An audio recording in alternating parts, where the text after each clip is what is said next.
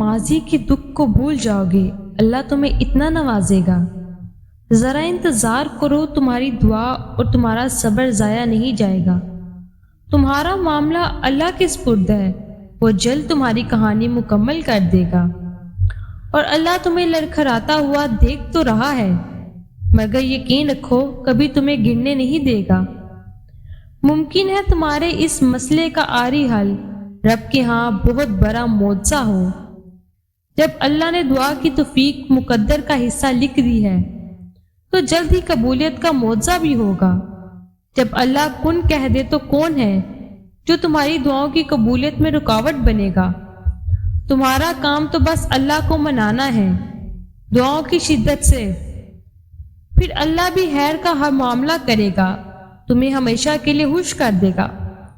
اللہ جانتا ہے کون سی بات آپ کو پریشان کر رہی ہے، یقین رکھو وہ بہتر لے کر اسی کو بہترین کر کے نواز دے گا۔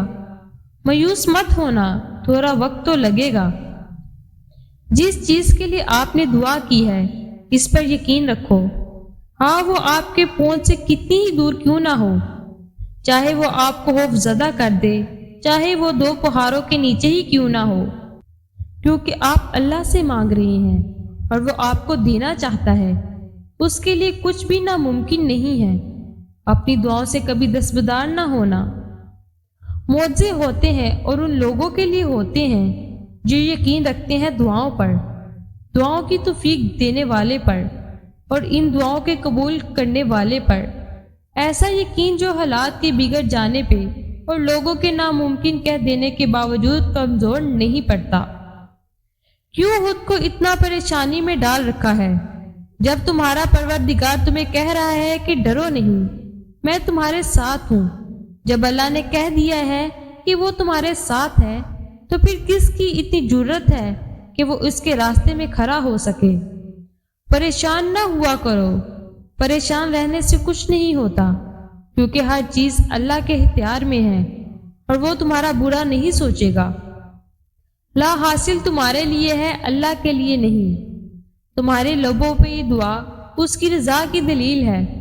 تمہارا مقدر دعاؤں کا پابند ہے لیکن دعائیں مقدر کی پابند نہیں۔ ذرا سی دیر کی وجہ سے مانگنا مت چھوڑ دینا، کیونکہ صدائیں کبھی رائے گاہ نہیں جاتی۔ دعا وہ معجزہ ہے جس کی کوئی انتہا نہیں۔ تم کچھ مانگو اور اللہ نہ دے، یہ اس کی شان کو گوارا نہیں۔ اللہ کے ایک کن پر خواب حقیقت بن جاتے ہیں، بچھڑے ہوئے مل جاتے ہیں، ٹوٹے ہوئے دل جڑ جاتے ہیں، بکھرے ہوئے وجود سمٹ جاتے ہیں، دنیا کی ساری رکاوٹیں وسیلہ بن جاتی ہیں، لوگوں کی سازشیں ناکام ہو جاتی ہیں۔ وہ کہہ دیتا ہے جب ہونے کو تو کائنات کی کوئی شے اسے ہونے سے نہیں روک پاتی۔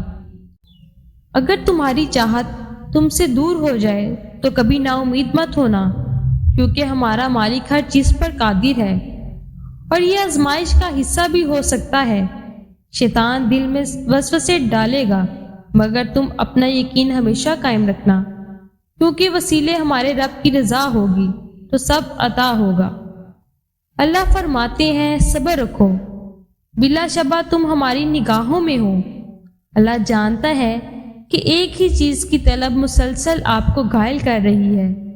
پریشان مت ہونا، وہ سبب وہاں سے بنائے گا جہاں آپ کا گمان بھی نہیں ہوگا۔